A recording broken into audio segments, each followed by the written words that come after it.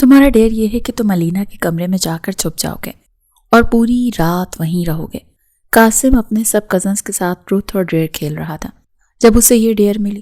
پوری رات سب سے چوری وہ علینا کے کمرے میں چھپا رہا، مگر جب علینا نماز پڑھنے کے لیے اٹھی تو پردے کے پیچھے کسی کو کھڑا دیکھ چیخنے لگی کہ قاسم نے فوراً سے اس کے منہ پر ہاتھ رکھا اور اسی میں قاسم علینا کے اوپر گر گیا۔ علینا کی سوتیلی ماں نے فوراً سے دروازہ کھولا اور پوری حویلی وہاں جمع ہو گئی تھی اور یہ سب منظر دیکھ چکی تھی۔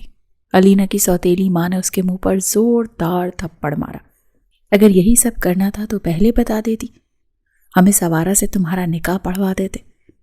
نہیں چچی پلیز میری بات سنیں، قاسم نے صفائی دینی چاہی، مگر اب کوئی فائدہ نہیں تھا۔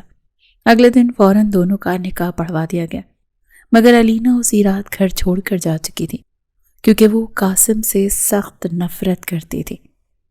مگر 2 سال بعد علینا اس وقت یونیورسٹی کی لائبریری میں موجود تھی۔ اس کے ایگزامز اسٹارٹ ہونے والے تھے۔ وہ لائبریری میں بیٹھی نوٹس بنا رہی تھی کہ اچانک ہی اسے خیال آیا کہ پروفیسر نے اسے ایک کتاب کے بارے میں بتایا تھا۔ اسے وہ کتاب تو مل گئی تھی مگر وہ اونچی جگہ پر موجود تھی۔ علینا نے ہاتھ بڑھا کر وہ کتاب اٹھانی چاہی مگر ناکام ہو گئی۔ اسی وقت اسے اپنے انتہائی قریب ایک جانی پہچانی مردانہ آواز سنائی دی۔ ایک لمحے کے لیے تو اس کا دل دھڑکنا ہی بھول گیا تھا۔ اس کے چہرے کا رنگ لٹھے کی مانند سفید ہو گیا۔ اس میں اتنی بھی ہمت نہیں تھی کہ وہ پلٹ کر دیکھ سکتی۔ اس آواز کے ساتھ ساتھ وہ پرفیوم کی خوشبو بھی مانوس تھی۔ میں آپ کی مدد کر دیتا ہوں اگر آپ اجازت دیں بیگم صاحبہ، اس کے کانوں میں جھکتے ہوئے قاسم نے ٹھہرے ہوئے لہجے میں کہا۔ علینا نے گردن پھیری تو اس کے انتہائی نزدیک موجود تھا۔ ان دونوں کی ناک ایک دوسرے کے ساتھ ہلکی سی ٹچ ہوئی تھی۔ خوف کی ایک لہر علینا کے پورے وجود میں دوڑ گئی تھی۔ اس نے وہاں سے بھاگنے کی کوشش کی لیکن اگلے ہی لمحے قاسم اس کی کمر میں بازو ڈال کر اسے اپنے انتہائی نزدیک کر چکا تھا۔ وہ لوگ اس وقت لائبریری کے جس گوشے میں موجود تھے وہاں پر اور کوئی بھی اسٹوڈنٹ نہیں تھا۔ اس وقت سب لوگوں کی کلاسز ہو رہی تھیں اور جو چند لائبریری میں موجود تھے وہ دوسری سائٹ پر تھے۔ علینا ہمیشہ اسی کونے میں ہی آ کر پڑھتی تھی لیکن آج اسے اپنے انتخاب پر افسوس ہو رہا تھا۔ قاسم کی پیاسی نگاہیں مسلسل اس کے چہرے کا طواف کر رہی تھیں جبکہ اس کے ہاتھ علینا کی کمر پر اپنی بے قراری کے نشانات چھوڑ رہے تھے۔ ارے میری جان، تم اتنے ٹائم کے بعد اپنے شوہر سے مل رہی ہو، تمہیں تو خوش ہونا چاہیے۔ وہ اس کی ٹھوڑی کو بلند کرتے ہوئے اس کی آنکھوں میں جھانکتے ہوئے خون خوار انداز میں بولا تھا۔ کچھ آنسو علینا کی آنکھوں سے ٹوٹ کر اس کی گالوں پر آ کر ٹھہرے جنہیں قاسم نے بے دردی سے صاف کیا اور اسے خود سے مزید نزدیک کرتے ہوئے بولا، میں اتنی آسانی سے تمہیں اپنی دسترس سے جانے کی اجازت دے دوں گا؟ وہ اس کی سانسوں کی تپش اپنے کانوں پر محسوس کر کے پوری طرح سے ڈسٹرب ہو رہی تھی۔ اس کو لگ رہا تھا کہ وہ اس حویلی اور وہاں کے لوگوں سے بہت دور آ گئی ہے، جو کہ اس کی سب سے بڑی غلط فہمی تھی۔ جس انسان سے وہ 2 سالوں سے مسلسل بھاگ رہی تھی اب وہ اس کے سامنے کھڑا تھا پورے حق کے ساتھ۔ پلیز مجھے چھوڑ دو، مجھے جانے دو۔ یہ سن کر قاسم عجیب سے انداز میں مسکرا دیا تھا۔ مجھے لگتا ہے تم اس طرح سے میری منتیں کرو گی، میرے سامنے آنسو بہاؤ گی اور میں تمہاری بات مان لوں گا، تو میں تمہیں شروع میں ہی کلیئر کر دینا چاہتا ہوں کہ نہ تو تمہاری یہ منتیں اور نہ ہی تمہارے آنسو مجھ پر اثر کرنے والے ہیں۔ اس کی گردن پر اپنے ہونٹ رکھتا اسے سسکنے پر مجبور کر گیا تھا۔ تم میرے ساتھ زبردستی نہیں کر سکتے، میں تمہیں اس چیز کی اجازت نہیں دیتی۔ اب آہستہ آہستہ علینا اپنے ہوش و حواس میں واپس آ رہی تھی، ورنہ تھوڑی دیر پہلے تو اسے بالکل چپ لگ گئی تھی۔ اس شخص کو 2 سالوں کے بعد اپنے سامنے دیکھ کر وہ واقعی شاکڈ ہو گئی تھی۔ مس علینا، یہ حق مجھے اسلام نے دیا ہے اور اس نکاح نے دیا ہے جو میں نے آپ سے 2 سال پہلے کیا تھا، اسی لیے آپ کے احتجاج کا تو کوئی فائدہ ہی نہیں ہے۔ اس کے مزید نزدیک ہونے ہی لگا تھا کہ علینا نے پورے زور سے اسے پیچھے کی طرف دھکا دیا تھا۔ قاسم صرف ایک قدم ہی پیچھے ہٹا تھا مگر اس کے ہاتھ ابھی بھی علینا کے وجود پر ہی ٹھہرے ہوئے تھے۔ تم سے دوبارہ ملاقات ہوگی چھوٹی لڑکی، اس بار تو میں تمہیں بخش رہا ہوں لیکن اگلی بار اپنے آپ کو ذہنی طور پر ہر طرح کے حالات کے لیے تیار کر لینا۔ اور ہاں، ایک اور بات، اپنے آپ کو ہر وقت یہ بات یاد کروایا کریں کہ تم میری بیوی ہو، میں تم پر پورا حق رکھتا ہوں اور تم مجھ سے چاہ کر بھی یہ حق چھین نہیں سکتی۔ میرے پاس ابھی بھی ایک موقع ہے تم سے جان چھڑوانے کا، وہ طنزیہ لہجے میں ہنستے ہوئے بولی تھی۔ اسے واپس اپنی پرانی ٹون میں لوٹتا دیکھ قاسم کے لبوں پر بھی مسکراہٹ نمودار ہو گئی، ورنہ تھوڑی دیر پہلے والی ڈری سہمی علینا کو دیکھ کر اسے مزہ نہیں آ رہا تھا۔ اور یہ کون سا موقع ہے محترمہ؟ کیا آپ مجھے بتانا پسند کریں گے؟ وہ دونوں بازو لپیٹ کر اس کے چہرے پر اپنی نگاہیں گاڑے ہوئے بولا تھا۔ میں تم سے طلاق لے لوں گی۔ اس کے باقی کے الفاظ منہ میں ہی رہ گئے تھے، کیونکہ وہ پوری شدت کے ساتھ اس کے ہونٹوں پر جھکا تھا اور قطرہ قطرہ اس کے ہونٹوں کو پینے لگا تھا۔ اس دوران علینا کی ساری کوششیں بھی بیکار گئی تھیں۔ وہ اس چٹان جیسی جسامت رکھنے والے شخص کا مقابلہ نہیں کر سکتی تھی۔ جی بھر کر اس کے ہونٹوں کو پینے کے بعد وہ اس سے الگ ہو کر کھڑا ہو گیا۔ مجھے امید ہے کہ تمہیں تمہارے سوال کا جواب مل گیا ہوگا۔ اگلی بار اگر تم نے یہ لفظ اپنے منہ سے نکالا تو تمام تر حقوق سود سمیت وصول کروں گا، اور اس وقت تمہیں میری شدتوں سے کوئی بھی نہیں بچا پائے گا۔ یہ کہہ کر وہ جتنی خاموشی سے آیا تھا اتنی ہی خاموشی سے لائبریری سے باہر نکل گیا۔ علینا گرنے والے انداز میں زمین پر بیٹھ گئی تھی اور اپنا چہرہ دونوں ہاتھوں میں چھپا کر پھوٹ پھوٹ کر رونے لگی تھی۔ تھوڑی ہی دیر گزری تھی کہ اسے اپنے نام کی پکار سنائی دی۔ اس نے نگاہیں اٹھا کر دیکھا تو سامنے ہی شہریار کھڑا تھا۔ وہ اس کا کلاس فیلو ہونے کے ساتھ ساتھ اس کا بیسٹ فرینڈ بھی تھا۔ کیا ہوا علینا، تم ٹھیک تو ہو؟ اور اس طرح سے رو کیوں رہی ہو؟ شہریار کے لہجے میں اس کے لیے فکر مندی تھی۔ علینا نے جلدی سے اپنے آنسو صاف کیے اور معصومانہ سے انداز میں کہا، میں اتنی دیر سے کوشش کر رہی ہوں، مجھ سے وہ کتاب اتاری نہیں جا رہی۔ علینا نے اوپر شیلف کی طرف اشارہ کیا، لیکن وہاں پر وہ کتاب اب موجود نہیں تھی۔ جانے سے پہلے قاسم وہ کتاب میز پر رکھ کر چلا گیا تھا۔ مجھے تمہاری طبیعت ٹھیک نہیں لگ رہی ہے، شہریار نے فکر مندانہ لہجے میں کہا، اور اسے لے کر لائبریری سے باہر آ گیا۔ ان دنوں پوری یونیورسٹی ہی اداس تھی، کیونکہ ان کے فیورٹ پروفیسر آج اس یونیورسٹی سے جا رہے تھے۔ HOD صاحب نے ان سے وعدہ کیا تھا کہ وہ ان کے بدلے بہت ہی زبردست پروفیسر لائیں گے۔ کچھ لڑکیوں کا کہنا تھا کہ نیا آنے والا پروفیسر بزنس ٹائکون ہونے کے ساتھ ساتھ بہت زیادہ ہینڈسم ہے اور ٹرکش ہیرو معلوم ہوتا ہے۔ یہ خبر لڑکیوں میں جنگل کی آگ کی طرح پھیل گئی تھی، اور اس خبر میں لڑکوں کو بھی انٹرسٹ تھا، کیونکہ جو لڑکیاں ان کے ساتھ تھیں وہ بھی اس پروفیسر کے ہی گن گا رہی تھیں۔ ہر چیز سے بے نیاز ہو کر علینا اور شہریار کینٹین میں بیٹھے کھانا کھا رہے تھے۔ شہریار نے کئی بار علینا کی خاموشی کو محسوس کیا تھا اور اسے ٹوکا بھی تھا کہ کن سوچوں میں کھوئی ہوئی ہو، کیا کوئی مسئلہ ہے؟ اگر کوئی بات تمہیں تنگ کر رہی ہو تو تم مجھ سے شیئر کر سکتی ہو۔ علینا نے تیزی سے نفی میں گردن ہلا دی، نہیں کوئی بات نہیں ہے۔ تبھی اسے پھر سے اپنے نزدیک وہی جانی پہچانی خوشبو محسوس ہوئی۔ اس نے دیکھا کہ قاسم اس سے تھوڑے ہی فاصلے پر کھڑا ہے۔ جیسے ہی قاسم نے اس کی طرف قدم بڑھانے شروع کیے تو علینا کا چہرہ پھر سے خوف کے مارے سیاہ پڑنے لگا۔ یہ بات شہریار نے شدت سے نوٹ کی تھی۔ قاسم اس کے قریب آ کر رکا اور ٹھہرے ہوئے انداز میں سوال کرنے لگا، کیا میں یہ چیئر لے سکتا ہوں؟ نہیں، یہ ریزرو ہے۔ اس کے بولنے سے پہلے شہریار نے روکھے سے انداز میں اسے جواب دے دیا تھا۔ ریزرو تو یہاں پر ایک اور چیز بھی ہے، وہ سرد لہجے میں بولتا۔ علینا کی ریڑھ کی ہڈی میں سنسناہٹ دوڑا گیا تھا۔ وہ بے ساختہ پہلو بدل کر رہ گئی۔ اس کی آواز اتنی اونچی نہیں تھی کہ وہ شہریار کے کانوں تک رسائی حاصل کرتی، لیکن اس نے بھی محسوس کر لیا تھا کہ یہاں پر کوئی نہ کوئی گڑبڑ تو ضرور ہے، ورنہ علینا کبھی بھی اس طرح سے ڈسٹرب نہیں ہوتی ہے۔ کیا وہ شخص تمہیں پریشان کر رہا ہے؟ اس کے جانے کے بعد شہریار نے ذرا سا اس کی طرف جھکتے ہوئے سوال کیا تو علینا غیر محسوس انداز مجھ سے دور ہوئی اور نفی میں گردن ہلانے لگی۔ نہ جانے کیوں اسے اب قاسم سے بہت زیادہ ڈر لگ رہا تھا۔ وہ سمجھ نہیں پا رہی تھی کہ آخر وہ انسان چاہتا کیا ہے۔ اگر تو وہ اپنا ادھورا مقصد پورا کرنے آیا تھا تو اس سے اس طرح کی حرکتیں کرنے کی کیا ضرورت تھی؟ یہی سوچ سوچ کر علینا کا سر درد سے پھٹا جا رہا تھا۔ واپسی پر وہ اور شہریار لاسٹ کلاس بنک کر کے گھر واپس آ گئے تھے۔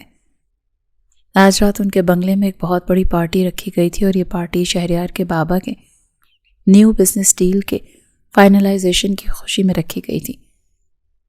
علینا گھر جاتے ہی کچن کی طرف بھاگی تھی۔ فوزیہ بیگم نے اسے فوراً سے پیچھے کی طرف ہٹایا اور اسے تیار ہونے کے لیے کہا۔ اس کا ڈریس اور باقی ساری چیزیں فوزیہ بیگم پہلے ہی سے ڈیسائیڈ کر چکی تھیں۔ کبھی کبھار تو علینا اپنی قسمت پر رشک کرنے لگتی تھی، جسے اللہ تعالیٰ نے فوزیہ بیگم جیسی خالہ سے نوازا تھا، ورنہ جس طرح کے حالات سے وہ گزری تھی، اگر اسے کوئی سنبھالنے والا نہ ہوتا تو وہ بہت بری طرح سے ٹوٹ چکی ہوتی۔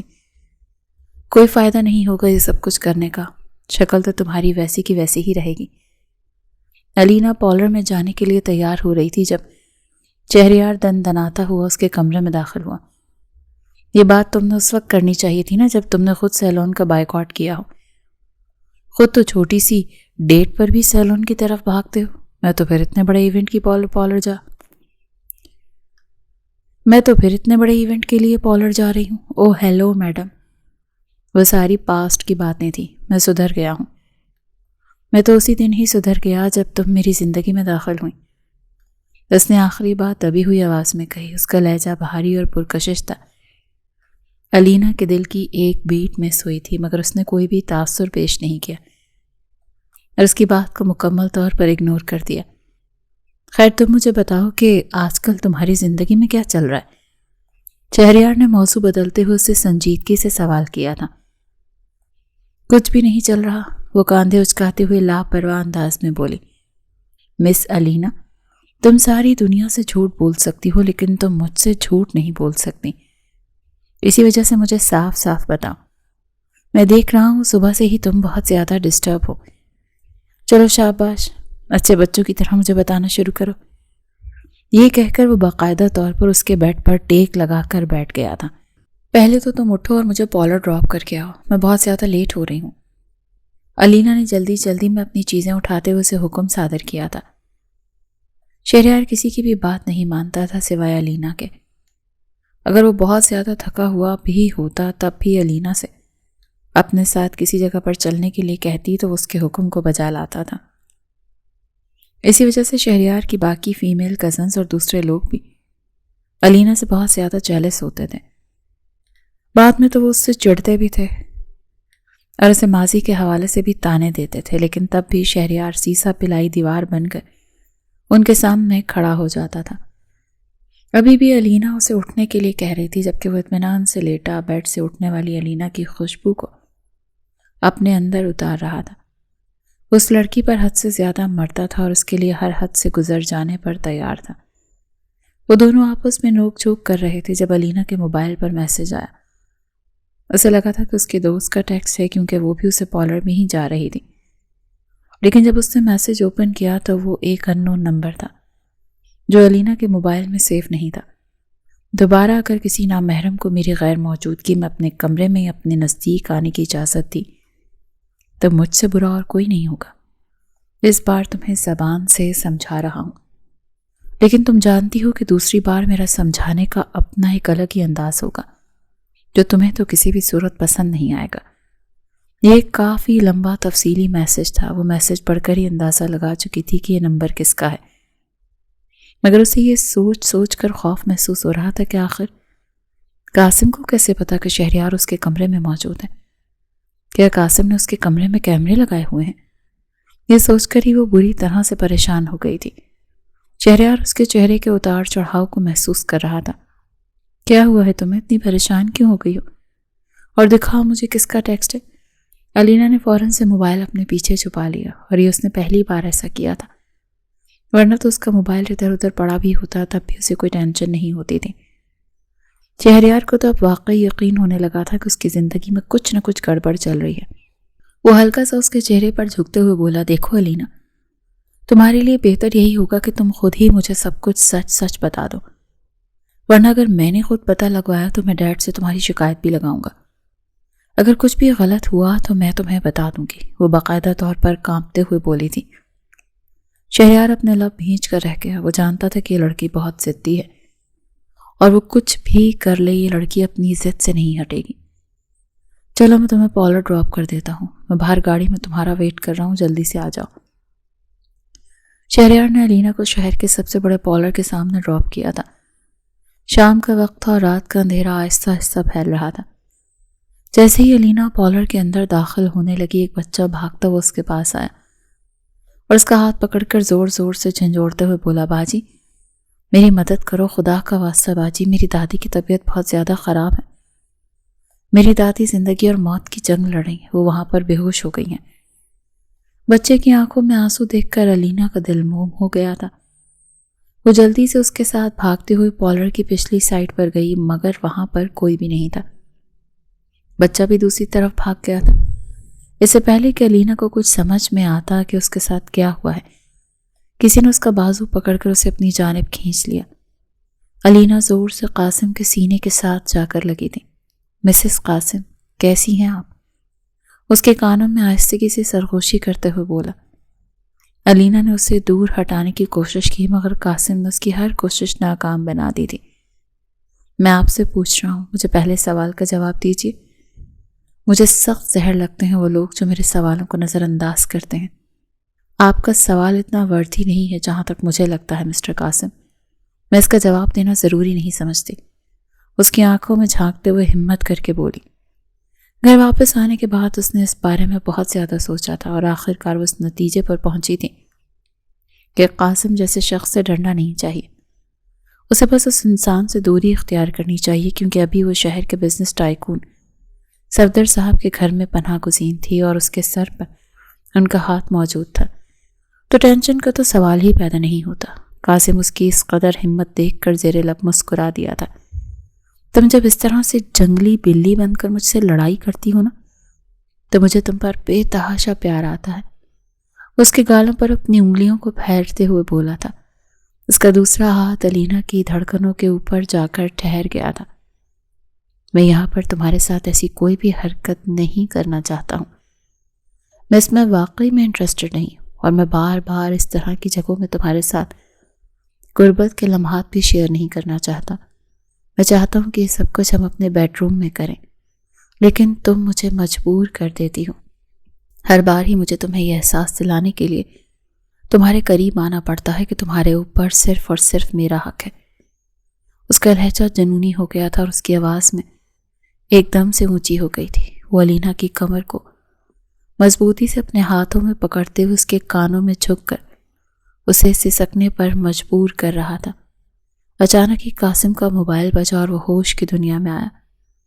الینا کو جیسے ہی اس نے آزاد کیا، وہ باہر کی طرف بھاگی تھی۔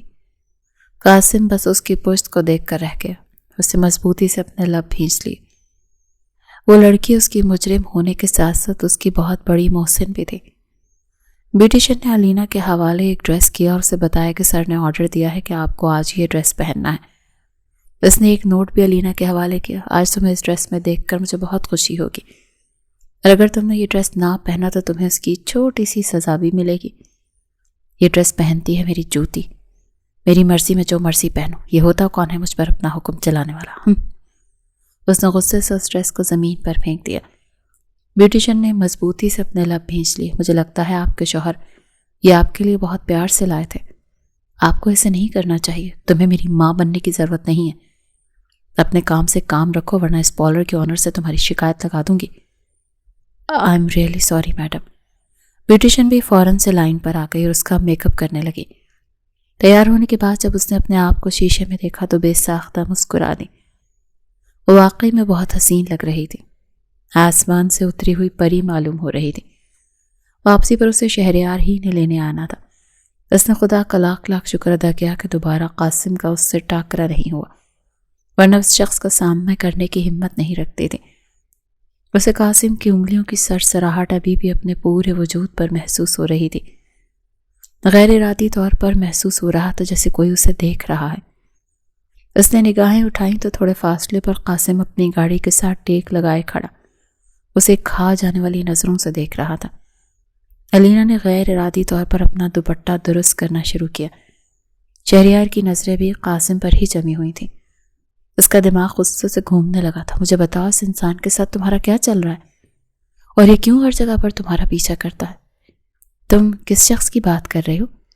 وہ مکمل طور پر انجان بن گئی۔ میں کوئی چھوٹا بچہ نہیں ہوں، اور اگر تمہیں لگتا ہے کہ میں تمہارے حوالے سے کچھ بھی نوٹ نہیں کرتا تو یہ بھی تمہاری بہت بڑی غلط فہمی ہے۔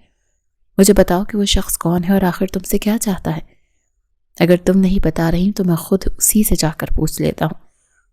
شہریار نے قاسم کی طرف جانے کی کوشش کی تو علینا نے آگے بڑھ کر فوراً سے شہریار کا ہاتھ پکڑ لیا، اور یہ چیز قاسم کی نظروں کو چبھ رہی تھی۔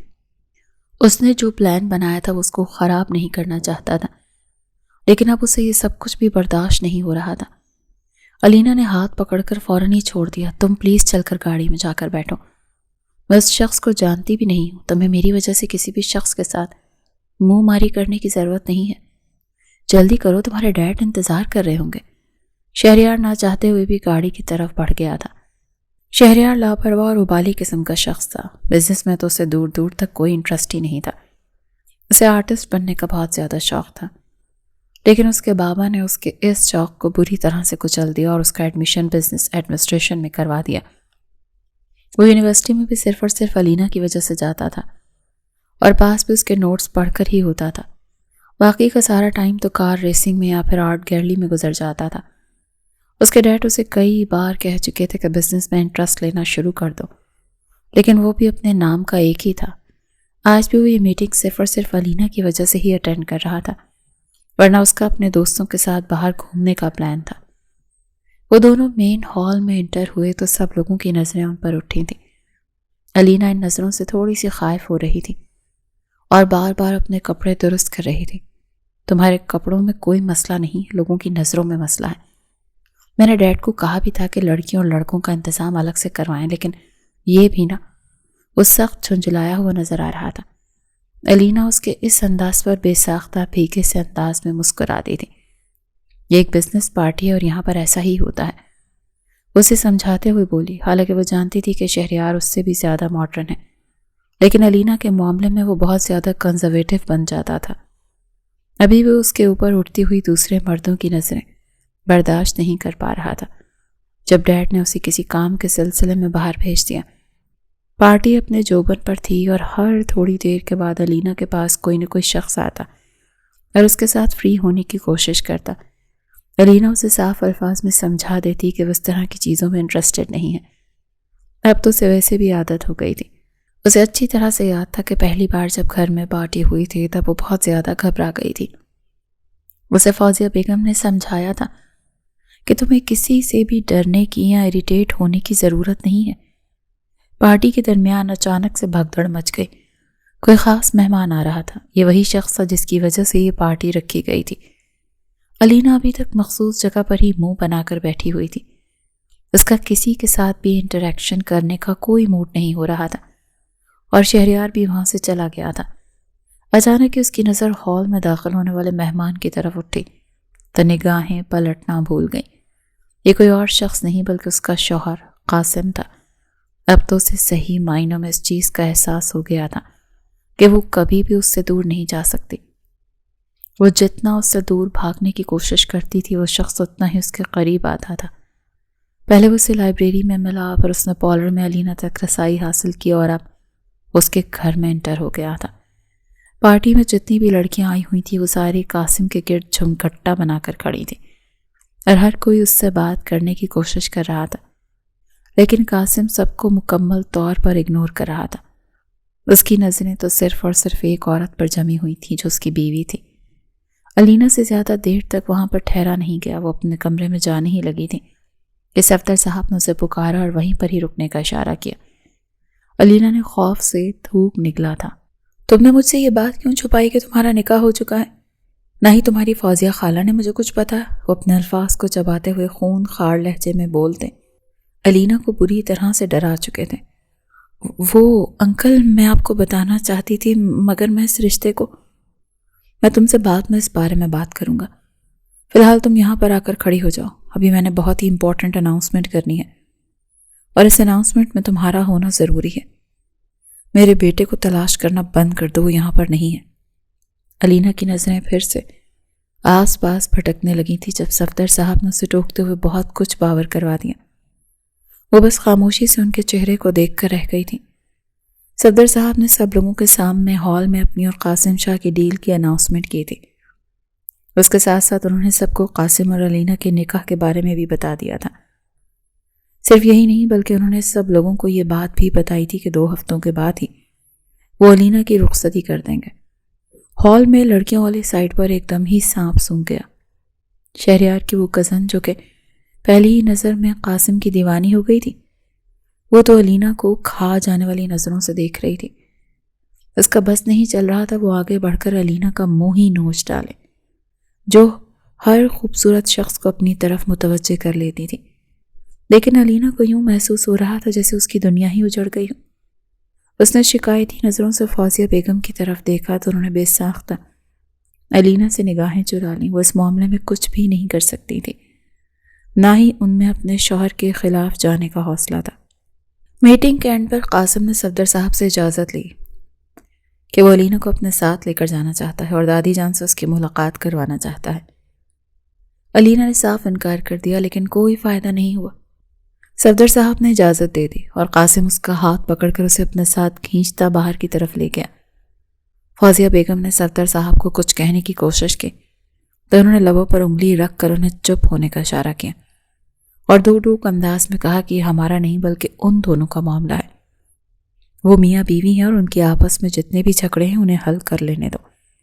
ان معاملات میں مداخلت کرنا چھوڑ دو، اور ہاں، اپنے بیٹے کو بھی سمجھا دینا، مجھے اس کی طرف سے کسی بھی قسم کا کوئی تماشا نہیں چاہیے۔ وہ لڑکی شروع ہی سے اس کی نہیں تھی اور یہ بات تمہیں اسے اسی وقت بتا دینی چاہیے تھی جب علینا اس گھر میں آئی تھی۔ لیکن میری بات تو سنیں صفدر، علینا قاسم کو پسند نہیں کرتی، وہ اس سے نفرت کرتی ہے بیگم صاحبہ، اس کے باوجود وہ اس کی بیوی ہے۔ صفدر نے اپنے الفاظ پر زور ڈالتے ہوئے کہا تھا، اور آپ اس حقیقت کو کسی بھی صورت نہیں جھٹلا سکتی۔ جو تپش میں نے قاسم کی آنکھوں میں علینا کے حوالے سے دیکھی ہے، اس سے تو صاف ظاہر ہو رہا ہے کہ وہ کبھی بھی اس لڑکی کو نہیں چھوڑے گا۔ آپ لوگ بھی فضول کی کوششیں کرنا بند کر دیں۔ میں نہیں چاہتا کہ تم اور تمہارے بیٹے کی بے وقوفیوں کی وجہ سے میری بزنس ڈیل پر کوئی اثر پڑے۔ اگر مجھے بزنس میں ذرا سا بھی نقصان ہوا تو میں تم لوگوں کے ساتھ بہت ہی برے طریقے سے پیش آؤں گا۔ صفدر صاحب کو شروع ہی سے اپنے بزنس سے محبت تھی اور وہ اس کے لیے کچھ بھی کر گزرنے کے لیے تیار تھے، اور یہی بات شہریار کو بھی زہر لگتی تھی، اور اسی وجہ سے اس کی اپنے بابا کے ساتھ بھی نہیں بنتی تھی۔ رات کے وقت بھی صفدر صاحب نے اسے دوسرے شہر ایک آدمی کا پتہ لگانے کے لیے بھیجا تھا۔ شہریار نے منع کرنے کی کوشش کی، لیکن پھر اپنی ماں کی منتوں کی وجہ سے مجبور ہو گیا۔ جب وہ 3 گھنٹوں کا سفر کر کے وہاں پر پہنچا تو اسے پتہ چلا کہ وہ شخص 2 دن پہلے ہی لندن کے لیے نکل گیا تھا۔ اسے رہ رہ کر اپنے بابا پر غصہ آ رہا تھا۔ رات کے وقت اس کی کافی دیر سے واپسی ہوئی تھی اور اسی لیے وہ اپنے کمرے میں ہی ریسٹ کرنے کے لیے چلا گیا تھا۔ علینا کو جگا کر تنگ کرنا اسے مناسب نہیں لگا تھا۔ دوسری طرف قاسم علینا کو لے کر اپنے مینشن میں داخل ہوا۔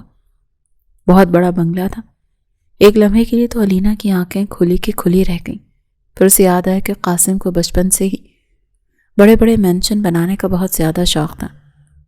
دادی جان کہاں پر ہیں؟ وہ گاؤں میں۔ علینا کے سوال پر قاسم نے نارمل سے انداز میں جواب دیا۔ تو تم مجھے یہاں کیوں لائے؟ وہ چیختے ہوئے بولی تھی۔ لڑکی، اپنی آواز نیچی کرو، مجھے عورتیں اونچی آواز میں بات کرتے ہوئے بالکل بھی اچھی نہیں لگتی۔ قاسم نے اسے ٹوکا۔ تم نے مجھے دھوکہ دیا ہے۔ اس نے آگے بڑھ کر قاسم کا گریبان اپنے ہاتھوں سے پکڑا تو قاسم نے اسے بے ساختہ پیچھے کی طرف دھکا دیا۔ وہ اپنا توازن برقرار نہ رکھ پائی اور زور سے صوفے پر جا گری۔ اس کی آنکھیں آنسوں سے بھیگ گئی تھیں اور اس کے ہونٹ خوف کے مارے پھڑ پھڑا رہے تھے۔ تم یہ سب کچھ کیوں کر رہے ہو؟ ابھی تو میں نے کچھ کیا ہی نہیں ہے میڈم۔ اسے اپنی نظروں کے حصار میں لیتے ہوئے بھاری لہجے میں بولا۔ دیکھو، میرے قریب آنے کی کوشش مت کرنا۔ اگر تم میرے قریب آئے تو میں شور مچانا شروع کر دوں گی۔ یہاں پر ہم دونوں کے علاوہ اور کوئی بھی نہیں ہے۔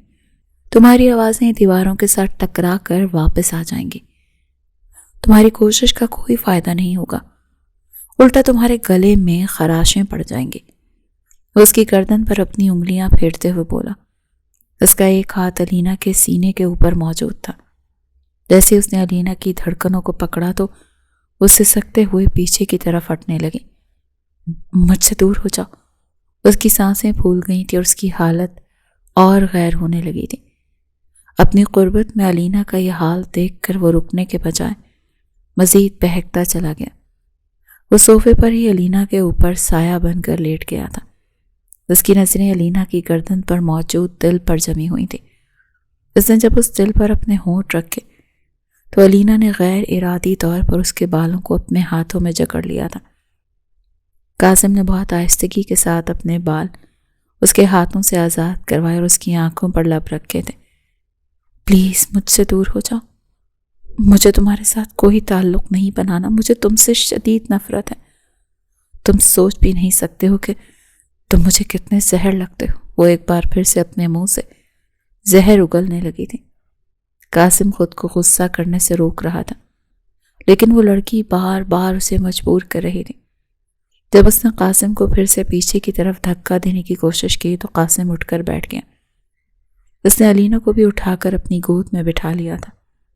علینا تو جیسے اپنی جگہ پر بالکل ساکن سی ہو گئی تھی۔ اس نے قاسم کی گود سے اٹھنے کی کوشش کی کیونکہ وہ بہت بری طرح سے ڈسٹرب ہو رہی تھی، مگر قاسم نے اسے پھر سے اسی جگہ پر بٹھایا اور اس کی آنکھوں میں دیکھتے ہوئے دو ٹوک انداز میں کہا، میں بس تمہیں صرف یہ بتانا چاہتا ہوں کہ تم صرف اور صرف میری ہو۔ وہ عجیب جنونی انداز میں بات کر رہا تھا۔ اس کا لہجہ تو دھیما تھا مگر اس کے انداز میں ایسی سختی تھی کہ علینا کی حالت خراب ہونے لگی تھی۔ میں اس تعلق کو نہیں مانتی ہوں۔ یہ نکاح زبردستی ہوا تھا، مجھ پر الزام لگایا گیا تھا اور وہ سب کچھ تمہاری وجہ سے ہوا تھا۔ مجھے نفرت ہے تم سے، صرف تمہاری وجہ سے میں اپنے گھر والوں سے دور ہو گئی۔ وہ فیصلہ تم نے اپنی مرضی سے لیا تھا مس علینا۔ یہ کہہ کر قاسم نے اس کے بالوں کی لٹ پکڑی اور اسے ہلکا سا اپنی طرف کھینچا تو علینا اپنا توازن برقرار نہ رکھ پائی۔ اس کے لب ہلکے سے قاسم کے لبوں کے ساتھ ٹچ ہوئے تھے۔ قاسم کے لبوں پر پھر سے مسکراہٹ دوڑ گئی۔ دیکھو، قسمت بھی یہی چاہتی ہے کہ ہم دونوں اپنے درمیان موجود اس اندیکھی سی دیوار کو ختم کر دیں۔ یہ دیوار کبھی بھی ختم نہیں ہوگی، لیکن اگر میرے بس میں ہوا تو میں تمہیں ضرور ختم کروں گی۔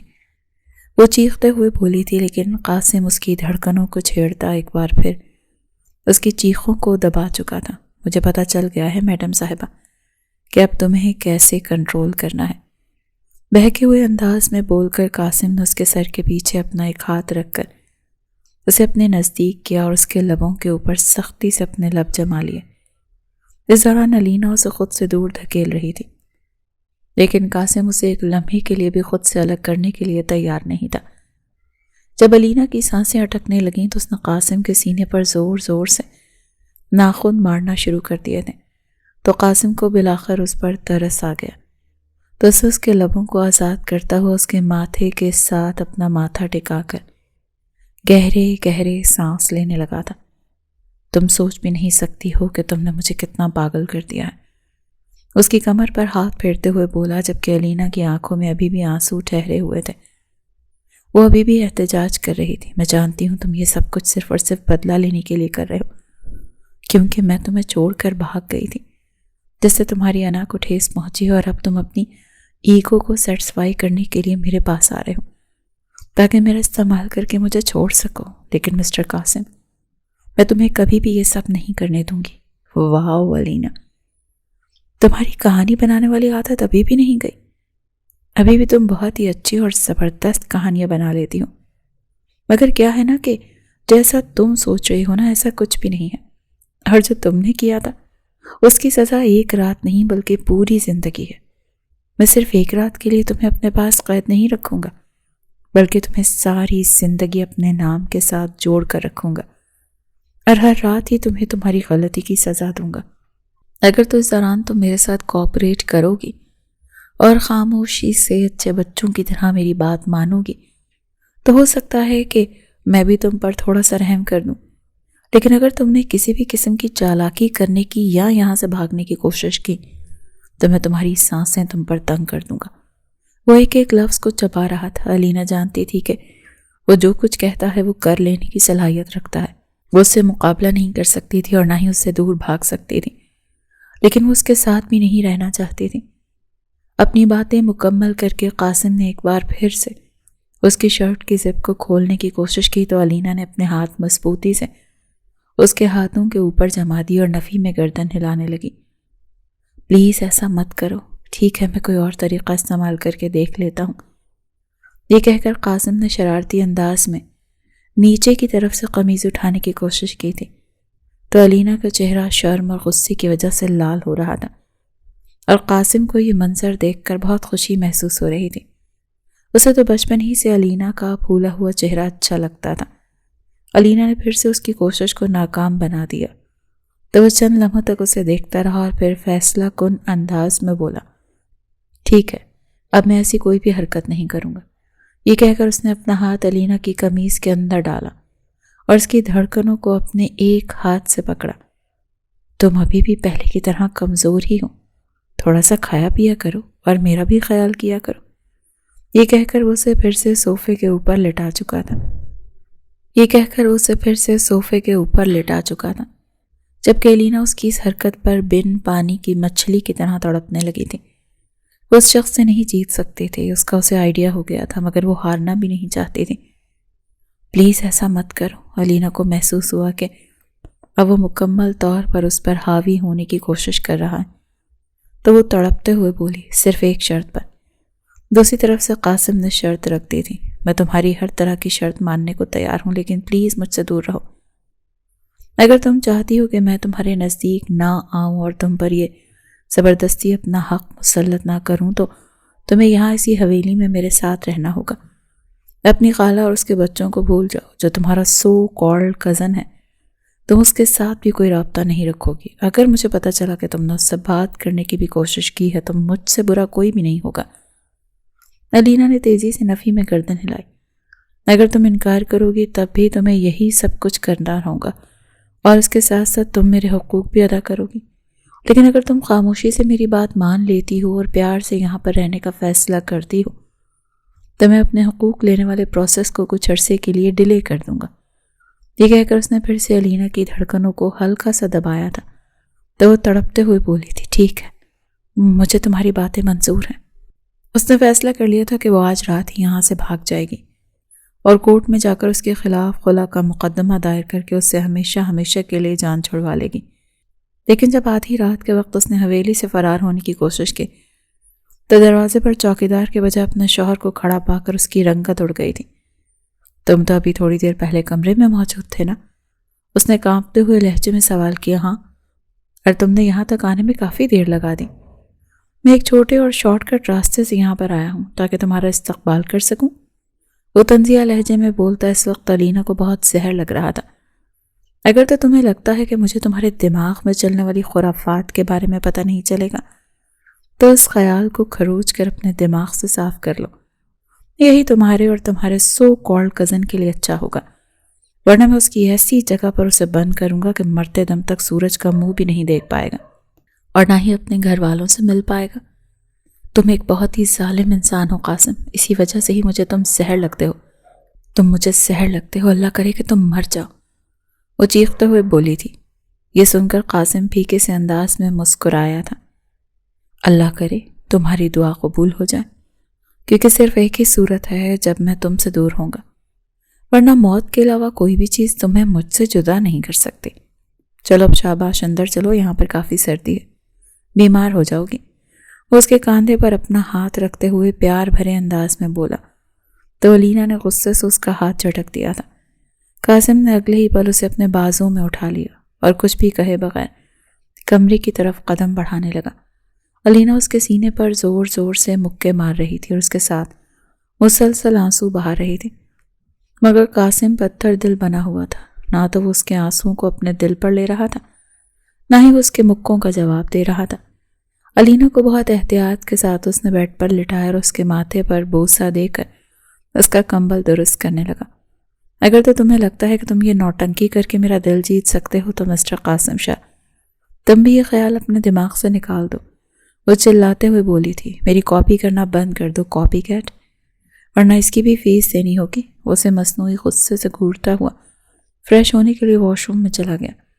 اندر جانے کے بعد اس نے بے اختیار اپنے سینے کو مسلا۔ کتنا بھاری ہاتھ اس لڑکی کا، دیکھنے میں تو دھان پان سی لگتی ہے۔ اسے اپنے سینے میں درد کی لہریں اٹھتی ہوئی محسوس ہو رہی تھی۔ کافی دیر تک اپنے سینے کو مسلنے کے بعد جب درد تھوڑا سا کم ہوا تو وہ فریش ہونے لگا۔ علینا نے اس کے جانے کے بعد پھر سے کمرے سے نکلنے کی کوشش کی تھی، لیکن کسی نے دروازہ باہر سے لاک کر دیا تھا۔ یہاں پر سارے ہی ایک جیسے ہیں، ڈھیٹ کہیں کے، زہر لگتے ہیں مجھے یہ لوگ۔ اللہ جی، میں یہاں پر کیوں پھنس گئی؟ اتنی اچھی بھلی زندگی گزر رہی تھی میری۔ وہ اسے کوستی ہوئی صوفے کی طرف بڑھ گئی۔ جب قاسم فریش ہو کر باہر آیا تو اسے صوفے پر لیٹا ہوا دیکھ کر ٹھنڈی سانس خارج کر کے رہ گیا۔ وہاں پر سونے سے تمہاری کمر میں درد نکل آئے گا۔ یہ سن کر علینا نے چادر اپنے سر پر تان لی اور یوں شو کیا جیسے اسے قاسم کی بات سننے میں کوئی انٹرسٹ نہیں ہے۔ دیکھو، میں یہ سب کچھ تمہاری بھلائی کے لیے کہہ رہا ہوں، ورنہ صبح اٹھ کر مجھ سے شکایت کرو گی۔ قاسم چپ کر کے جا کر بیڈ پر لیٹ گیا تھا۔ وہ تھوڑی ہی دیر کے بعد نیند کی گہری وادیوں میں چلا گیا تھا۔ آج اتنے عرصے کے بعد پہلی بار اسے سکون کی نیند آئی تھی۔ صبح جب وہ سو کر اٹھا تو علینا برا سا منہ بنا رہی تھی۔ کیا ہوا؟ اتنا گندا منہ کیوں بنایا ہوا ہے تم نے؟ قاسم نے اس سے پوچھا تو وہ نخرے دکھاتی ہوئی بولی، تمہیں اس سے کیا فرق پڑتا ہے؟ تمہیں میری کوئی پرواہ ہی نہیں ہے۔ میں جیوں یا مروں، مجھے سر کا درد ہو یا کمر کا درد ہو، خود تو تم آرام سے سو رہے تھے اور خراٹے بھی لے رہے تھے۔ تم سے بڑا مطلبی اور خود پرست انسان میں نے اپنی ساری زندگی میں نہیں دیکھا۔ علینا پہلے ہی کمر کے درد کی وجہ سے پریشان تھی۔ قاسم کے سوال پوچھنے پر وہ ایک دم سے شروع ہی ہو گئی تھی۔ جواب میں اس نے اپنی مسکراہٹ دبائی۔ ہاں، یقیناً تم ٹھیک ہی کہہ رہی ہو، مجھے تمہاری پرواہ نہیں تھی، اسی وجہ سے ہی میں رات میں تمہیں مشورہ دیا تھا کہ بیڈ پر آ کر سو جاؤ، لیکن خیر اب کیا کر سکتے ہیں، میں تو ظالم ہوں نا، اب تمہیں میرے ساتھ گزارا تو کرنا ہی ہوگا۔ چلو اب شاباش، اچھے بچوں کی طرح کچن میں چلو اور وہاں پر جا کر میرے لیے آلو کے مزیدار سے پراٹھے بناؤ۔ میں تمہارے لیے زہر والے پراٹھے بناؤں گی۔ اگر تم اپنے ہاتھوں سے بناؤ گی تو وہ کھانے میں بھی مجھے کوئی مسئلہ نہیں۔ ہاں، لیکن یہ دھیان رکھنا کہ زہر زیادہ ڈالنا، کیونکہ تھوڑے سے زہر سے تو میرا گزارا نہیں ہونے والا۔ اس کے گالوں کو کھینچتا ہوا بیلکنی میں جا کر کھڑا ہو گیا تھا۔ پیچھے سے علینا چلاتے ہوئے بولی، دروازہ کھولو گے تو میں یہاں سے جاؤں گی نا، اب میں یہ دروازہ توڑ کر تو جانے سے رہی۔ اس کا لہجہ بہت جھنجھلایا ہوا تھا اور وہ کافی زیادہ تنگ معلوم ہو رہی تھی۔ لاک کھلا ہوا ہے، قاسم نے اسے خبر دی تو اس نے جلدی سے دروازہ کھولا اور باہر کی طرف دوڑ لگا دی۔ اس کا ارادہ بیرونی حصے سے نکلنے کا تھا، لیکن لاؤنج کا دروازہ بھی لاک تھا۔ اس کے ذہن میں اپنے موبائل کا خیال آیا۔ اس نے نگاہیں چاروں طرف دوڑائیں تو اس کا موبائل صوفے پر ہی پڑا ہوا تھا، لیکن اس کے موبائل میں سم نہیں تھی۔ قاسم نے سم نکال لی تھی اور نہ ہی اس کے پاس وائی فائی کا کنیکشن تھا۔ اس نے ملازمہ سے بات کرنے کی کوشش کی تو ملازمہ نے اس کے کسی سوال کا جواب نہیں دیا۔ وہ یوں ظاہر کر رہی تھی جیسے اسے کچھ سنائی ہی نہیں دے رہا ہے، اور یہ سب کچھ اپنے صاحب جی کے کہنے پر کر رہی تھی۔ علینا اس کے اگنور کرنے پر بھی اس کے پیچھے بھاگ رہی تھی، کیونکہ یہ اس کے پاس آخری چانس تھا۔ دیکھو، میری بات سنو، اگر تم میری یہاں سے نکلنے میں مدد کرو گی نا تو میں تمہیں مالا مال کر دوں گی۔ جتنی تنخواہ تمہیں یہ 1 مہینے میں دیتا ہے نا، وہ میں تمہیں ہر روز دیا کروں گی، وہ بھی پورے 1 سال کے لیے۔ تمہیں نہیں پتا میں کتنی امیر ہوں۔ علینا نان سٹاپ بولے جا رہی تھی اور ملازمہ خاموشی سے سنے جا رہی تھی۔ او ہیلو، میں تم سے بات کر رہی ہوں۔ اس سے بات کیوں کر رہی ہو؟ مجھ سے بات کرو نا، میں نے اسے کام پر رکھا ہوا ہے۔ ہاں تو تم کیا کہہ رہی تھی؟ اگر وہ تمہیں یہاں سے نکلنے کی اجازت دے تو تم روز اس کی ویجز 1 مہینے کی تنخواہ کے برابر پیسے دیا کرو گی۔ تمہیں آئیڈیا ہے کہ اس کی کتنی تنخواہ ہے؟ قاسم اچانک سے وہاں پر آ گیا۔ تم جیسے انسان سے 20,000 سے زیادہ کی امید نہیں رکھی جا سکتی۔ اب کی بار ملازمہ کے لبوں پر بھی مسکراہٹ پھیل گئی تھی۔ وہ قاسم کے بولنے سے پہلے خود ہی بول پڑی، صاحب جی مہینے کا 3 لاکھ دیتے ہیں۔ اب کی بار علینا کا بھی منہ کھلا رہ گیا۔ وہ تو روز کے 20,000 بھی نہیں دے سکتے تھے۔ یہ تو اس نے صرف اور صرف ملازموں کو لالچ دینے کے لیے کہا تھا۔ خیر، یہ ساری باتیں چھوڑیں اور تم یہاں سے جاؤ۔ قاسم نے ملازمہ کو وہاں سے جانے کا اشارہ کیا۔ ہاں تو میڈم صاحب، آپ مجھے بتائیے کہ آپ کے پاس اتنا سارا پیسہ کہاں سے آیا ہے؟ میں بھی جاننا چاہتا ہوں۔ وہ میرا شوہر بہت امیر ہے، اس نے معصومانہ انداز میں جواب دیا۔ تو قاسم کو بے اختیار اس پر پیار آیا تھا۔ آگے بڑھ کر اس نے زور سے محترمہ کے گالوں کو چوما تو وہ بلش کر گئی۔ اس کے بعد وہ دونوں ہی مل کر آلو کے پراٹھے بنانے کے لیے سامان تیار کرنے لگے۔ ملازمہ نے اپنی مدد پیش کرنے کی کوشش کی تو قاسم نے اس کو کھا جانے والی نظروں سے دیکھا تھا۔ وہ بیچاری کیسیانی سی ہنسی ہنستے ہوئے سائڈ پر ہو گئی تھی۔ دوسری طرف شہریار نے پورے گھر کو سر پر اٹھایا ہوا تھا۔ آپ کی ہمت بھی کیسے ہوئی اس لڑکی کو ایسے شخص کے ساتھ بھیجنے کی جس کے ڈر کی وجہ سے وہ 2 سال پہلے یہاں پر آئی تھی؟ کیا آپ نے اسی دن کے لیے اسے اپنے ساتھ رکھا تاکہ آخر میں آپ ایک بزنس ڈیل کے بدلے اسے قاسم کے حوالے کر دیں؟ دیکھو برخوردار، میں نے کچھ بھی غلط نہیں کیا، جو کچھ کیا ہے وہ ان دونوں کے لیے ہی بہتر ہے۔ وہ ایک دوسرے کے لیے غیر نہیں، ان کا نکاح ہو چکا ہے اور وہ میاں بیوی ہیں۔ شہریار نے اب کی بار شکایتی نظروں سے اپنی ماں کو دیکھا تو اس سے نگاہیں چرانے لگی۔ امی جان، آپ نے مجھے یہ بات پہلے کیوں نہیں بتائی؟ کیونکہ بیٹا وہ اس نکاح کو مانتی ہی نہیں تھی، اس کے ساتھ زبردستی کی گئی تھی اور اس کا ارادہ بعد میں طلاق لینے کا تھا۔ بس اسی وجہ سے ہی میں نے یہ بات تمہیں نہیں بتائی۔ حقیقت میں تو فوزیہ بیگم چاہتی تھی کہ وہ ان دونوں کا نکاح کروا دیں۔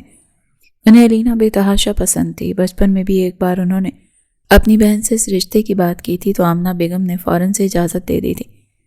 اسی وجہ سے انہوں نے اپنے شوہر کو اور اپنے بیٹے کو اس سے نکاح کے بارے میں کچھ نہیں بتایا تھا۔ آمنہ بیگم نے فوزیہ بیگم کے بارے میں اپنے سسرال میں کسی کو بھی نہیں بتایا ہوا تھا، کیونکہ فوزیہ بیگم نے گھر سے بھاگ کر شادی کی تھی اور آمنہ کے گھر والوں نے ان کے ساتھ تعلق ختم کر دیا تھا، لیکن وہ ابھی تک اپنی بہن کے ساتھ رابطے میں تھی۔ وہ چھپ کر ان سے ملنے کے لیے جاتی رہتی تھی اور علینا بیٹی کو بھی اپنے ساتھ لے کر جاتی تھی۔ علینا بچپن میں بھی شہریار کے ساتھ بہت زیادہ اٹیچ تھی۔ وہ دونوں ایک دوسرے کے ساتھ کھیلتے تھے۔ بعد میں جب صفدر صاحب اپنی بیوی اور شہریار کو لے کر لندن میں شفٹ ہو گئے تو آمنہ بیگم کا وہاں پر جانا بھی ختم ہو گیا تھا۔ کچھ ہی ہفتوں میں ان کی طبیعت بگڑنے لگی۔ جب انہوں نے ڈاکٹر سے جا کر چیک اپ کروایا تو پتہ چلا کہ انہیں کینسر ہے اور وہ آخری سٹیج پر تھا۔ پہلے بھی ان کی طبیعت بگڑتی رہتی تھی، انہیں خون کی الٹیاں بھی ہو چکی تھی، لیکن انہوں نے ڈر کے مارے کبھی ڈاکٹر کے کلینک کا رخ نہیں کیا تھا اور اس کا نتیجہ ان کی موت کی صورت میں نکلا تھا۔ وہ حویلی کی سب سے چھوٹی بہو تھی اور کسی حد تک حویلی والوں کی انچاہی بھی تھی، کیونکہ اس کے شوہر نے اپنے خاندان والوں کی روایات کے خلاف جا کر خاندان سے باہر کی عورت سے شادی کی تھی۔ آمنہ بیگم کی ساس بھی انہیں کچھ خاص پسند نہیں کرتی تھی۔ ان کی موت کا حویلی والوں پر کوئی اثر نہیں ہوا، لیکن علینا کی زندگی تاریک ہو گئی۔ 2 ہفتے تک تو اسے اپنی ماں کی موت کا صدمہ ہی لگا رہا۔ اسے اپنی خالہ کو کال کر کے اس بارے میں بتانے کی کوشش کی، لیکن خالہ کا نمبر بند جا رہا تھا۔ انہوں نے اپنا نمبر چینج کر لیا تھا، لیکن جب انہوں نے آمنہ بیگم کے نمبر پر کال کی تو دوسری طرف سے کوئی جواب موصول نہ ہوا۔ بعد میں آمنہ بیگم کا موبائل ان کی جیٹھانی نے لے لیا۔ اس پر علینا نے احتجاج کیا تھا، لیکن اس کے بابا نے یہ کہہ کر خاموش کروا دیا کہ وہ حویلی میں کسی بھی قسم کا تماشا نہیں چاہتے۔ آہستہ آہستہ علینا سے حویلی والے اس کی ساری چیزیں لینے لگے تھے۔ اس کی ماں کا زیور بھی اس سے لے لیا گیا۔ اس کے بابا نے دوسری شادی کر لی۔ قاسم جو کہ اس کے تایا جان کا بیٹا تھا، اسے تو پوری آزادی مل گئی تھی۔ بچپن ہی سے وہ علینا کو تنگ کرتا تھا، اس کے ساتھ شرارتیں کرتا تھا اور اسے چڑھاتا تھا۔ علینا کو اس سے ڈر بھی لگتا تھا اور غصہ بھی آتا تھا۔ اسے قاسم سے بے تحاشا نفرت تھی۔ وہ حویلی کا سب سے بڑا بیٹا تھا، لیکن اس کے باوجود بے پرواہ اور لاابالی سا تھا۔ دادا جان چاہتے تھے کہ وہ حویلی کا سردار بنے، کیونکہ وہ جانتے تھے کہ اس کا دماغ ان کاموں میں بہت تیز ہے، لیکن اس نے صاف صاف انکار کر دیا تھا کہ وہ یہ ذمہ داریاں اپنے سر پر نہیں لینا چاہتا۔ یہ ایک کھیل رہا تھا، ٹروتھ اور ڈیئر۔ رات جب اپنے کزنز کے ساتھ، تب اس کے کزن نے اسے ڈیئر دیا تھا کہ تم علینا کے کمرے میں جاؤ، پوری رات تم نے اس کمرے میں ہی رہنا ہے اور اسے پتہ بھی نہیں چلنا چاہیے، صبح ہوتے ہی تم اس کے کمرے سے نکل آنا۔ یہ ڈیئر فاریہ نے اسے جان بوجھ کر دیا تھا، کیونکہ وہ جس شخص سے محبت کرتی تھی وہ علینا سے پیار کرتا تھا۔ وہ جانتی تھی کہ صرف یہی طریقہ ہے جس سے وہ علینا کو راستے سے ہٹا سکتی ہے۔ اس کے لیے اس نے قاسم کو استعمال کیا تھا۔ قاسم خاموشی سے اس کے کمرے میں جا کر چھپ گیا تھا۔ علینا کو کسی چیز کا کوئی ہوش ہی نہیں تھا۔ وہ اپنے بیڈ پر لیٹے ناول پڑھ رہی تھی اور اسی دوران ہی سو گئی تھی۔ تب قاسم اس کے نزدیک گیا تھا اور کافی دیر تک اس کے پاس بیٹھا، اس کے چہرے کو دیکھتا رہا۔ اس دن اس سے اس چیز کا احساس ہوا کہ وہ اس لڑکی سے بے تحاشا محبت کرتا ہے۔ اس لڑکی کو تنگ کرنا، اس کے ساتھ چھیڑ خانی کرنا، یہ سب کچھ اس وجہ سے تھا کیونکہ اسے علینا کا پھولا ہوا چہرہ دیکھ کر عجیب سی خوشی ملتی تھی اور اس طرح وہ اس کے ساتھ زیادہ وقت گزار پاتا تھا، ورنہ تو علینا اپنے کسی بھی میل کزن کو منہ نہیں لگاتی تھی۔ دوسری طرف فاریہ نے علینا کی سوتیلی ماں کو بھی جا کر خبر دے دی تھی۔ صبح فجر کی اذان کے وقت اس کی سوتیلی ماں اس کے کمرے میں آئی اور آتے ساتھ ہی انہوں نے واہ ویلا مچا دیا کہ پردے کے پیچھے کون چھپا ہوا ہے۔ وہاں پر قاسم تھا جو دیوار کے ساتھ ٹیک لگا کر سو رہا تھا۔ شور کی آواز سن کر بوکھلایا اور منہ کے بل زمین پر گر گیا۔ علینا کی سوتیلی ماں نے اس پر بدکاری کا الزام لگایا اور اس کا نکاح قاسم کے ساتھ پڑھا دیا۔ علینا قاسم کو پسند نہیں کرتی تھی. اسے لگ رہا تھا کہ یہ سب کچھ قاسم نے کیا ہے تاکہ وہ اسے حاصل کر سکے، اور یہ باتیں اسے بہت زیادہ تنگ کر رہی تھیں. وہ ہر چیز برداشت کر سکتی تھی لیکن قاسم کی قربت نہیں. یہ اس کے لیے موت کے برابر ہوتا. اسی لیے اس رات وہ گھر سے فرار ہو گئی تھی. تب اس کے پاس خالہ کے پرانے گھر کا ایڈریس موجود تھا. وہ تو یہ بھی نہیں جانتی تھی کہ اس کی خالہ فوزیہ یہاں پر ہیں یا پھر وہ ابھی تک لندن میں ہی موجود ہیں. اللہ تعالیٰ کے سہارے وہ گھر سے نکل گئی تھی، لیکن جب وہ وہاں پر پہنچی تو اسے پتہ چلا کہ خالہ وہیں پر ہی ٹھہری ہوئی ہیں. انہوں نے اسے اپنے پاس پناہ دی اور اسے ہر طرح سے تسلی دی. اس کی فکر مت کرو، تمہیں کچھ بھی نہیں ہوگا، میں تمہارے ساتھ ہوں. یہ کہہ کر انہوں نے اسے اپنے سینے سے لگا لیا اور اس نکاح کے بارے میں کسی کو بھی بتانے سے منع کر دیا. اس کے حویلی سے فرار کی خبر سب کو مل گئی تھی. قاسم کو بھی بہت زیادہ غصہ تھا. جب وہ غصے میں تن فن کرتا ہوا دادا جان کے کمرے میں گیا تب اسے تانا دیتے ہوئے بولے، مجھے بتاؤ وہ تمہارے ساتھ کس وجہ سے رہنا پسند کرتی؟ تب جیسے لوفر اور آوارہ لڑکے کے ساتھ رہنے سے بہتر اسے یہی لگا کہ وہ یہاں سے بھاگ جائے. وہ تانا اسے اپنے دل پر جا کر لگا تھا اور اس چیز کو اس نے انا کا مسئلہ بنا لیا. دادا جانتے تھے کہ اس میں ان کی پوتی کا کوئی قصور نہیں، اس کے بارے میں اچھی طرح سے واقف تھے. بعد میں علینا نے انہیں کال کر کے اپنی خیریت کی خبر بھی دے دی تھی. انہوں نے فوزیہ بیگم سے بھی بات کر لی تھی اور انہیں ہدایت کی تھی کہ میری پوتی کو بہت زیادہ خیال رکھنا. دوسری طرف قاسم نے نہ صرف اپنے باپ کے کاروبار میں بلکہ سرداری میں بھی دلچسپی لینا شروع کر دی تھی. وہ جو ہر وقت اپنے دوستوں کے ساتھ گھومتا رہتا تھا وہ بے حد زیادہ سیریس ہو گیا تھا. اس دوران وہ اپنی کزن کو بھی مسلسل تلاش کر رہا تھا. 2 سالوں کے بعد جب اس کے دادا کی طبیعت بہت زیادہ خراب رہنے لگی تب انہوں نے اپنے پوتے کو اپنی پوتی کے بارے میں بتایا تھا، کیونکہ اب وہ سمجھتے تھے کہ ان کا پوتا علینا کے قابل ہو گیا ہے. اس وقت تک علینا یونیورسٹی میں ایڈمیشن لے چکی تھی اور لاء پڑھ رہی تھی. اس کا ارادہ اپنی زندگی گزارنے کا تھا. وہ ڈگری پوری کرنے کے فوراً بعد سب سے پہلے اپنا کیس لڑنے کا ارادہ رکھتی تھی تاکہ وہ اس انسان سے جان چھڑوا کر اپنی زندگی میں پرسکون ہو سکے. اسے اپنے بابا پر بھی غصہ تھا کیونکہ جب اس کے ساتھ یہ حادثہ پیش آیا تب اس کے بابا لندن میں موجود تھے اور وہاں پر بیٹھے ہوئے ہی انہوں نے اپنی بیٹی کو جائیداد سے بیاہ کر دیا تھا. ان 2 سالوں میں ہر چیز ہی بہت اچھی اور اس کی مرضی کے مطابق ہوئی تھی. اس دوران وہ شہریار سے بہت زیادہ اٹیچ ہو گئی تھی اور وہ یہ بھی جانتی تھی کہ شہریار اسے پسند کرتا ہے، مگر وہ اسے کوئی امید نہیں تھمانا چاہتی تھی. 2 سالوں کے بعد قاسم اچانک سے اس کی زندگی میں آ گیا. اس نے جو کچھ بھی سوچ رکھا تھا وہ سب کچھ خاک میں مل گیا تھا. اپنے گھر والوں سے لڑنے کے بعد شہریار علینا کے گھر گیا تھا تاکہ وہ اسی سے بات کر کے سب کچھ کلیئر کر سکے، لیکن علینا کی باتیں سن کر اسے زمین اپنے قدموں کے نیچے سے نکلتی ہوئی محسوس ہوئی. اس نے 2 ٹوک انداز میں شہریار کو یہ بات کہی تھی کہ مجھے کبھی بھی تم سے محبت نہیں رہی تھی، نہ ہی مجھے تمہاری ذات میں کوئی انٹرسٹ تھا. جہاں تک میرے شوہر کا سوال ہے تو میں اس سے ناراض ہو کر آئی تھی. مجھے اس سے کوئی شکایت نہیں ہے اور مجھے اس پر حد سے زیادہ یقین ہے. میں اس کے ساتھ بھی اپنی مرضی سے ہی رہ رہی ہوں. بہت جلد ہم دونوں کی شادی آفیشیلی اناؤنس ہو جائے گی. تو میں چاہتی ہوں کہ اس دوران تم کسی بھی قسم کا تماشا نہ لگاؤ. اگر تمہیں واقعی میں مجھ سے تھوڑی سی بھی محبت ہے تو میری زندگی سے دور چلے جاؤ. یہ اسکرپٹ اسے قاسم نے تیار کروایا تھا. وہ رٹو طوطے کی طرح یہ باتیں شہریار سے کہہ رہی تھی کیونکہ جانتی تھی کہ اگر شہریار پیچھے نہ ہٹا تو قاسم اس کو نقصان پہنچائے گا. وہ یہ سب کچھ اس کی بہتری کے لیے ہی تو کر رہی تھی. ایک بات جو اس نے شدت سے نوٹ کی تھی وہ یہ تھی کہ اسے کبھی بھی اپنے دل میں شہریار کے لیے محبت کا احساس نہیں ہوا تھا. شہریار اکثر اس کے قریب بھی آتا تھا، اس کا ہاتھ بھی پکڑتا تھا، مگر کبھی بھی اس کا دل نہیں دھڑکا. لیکن قاسم اس کے ذرا سا بھی نزدیک ہوتا تو اس کے دل کی حالت غیر ہونے لگتی تھی. شہریار نے 2-3 بار مزید کوشش کی لیکن پھر مایوس ہو کر باہر چلا گیا تھا. اس نے فرانس میں اپنے بابا کے بزنس کی برانچ کو سنبھال لیا تھا.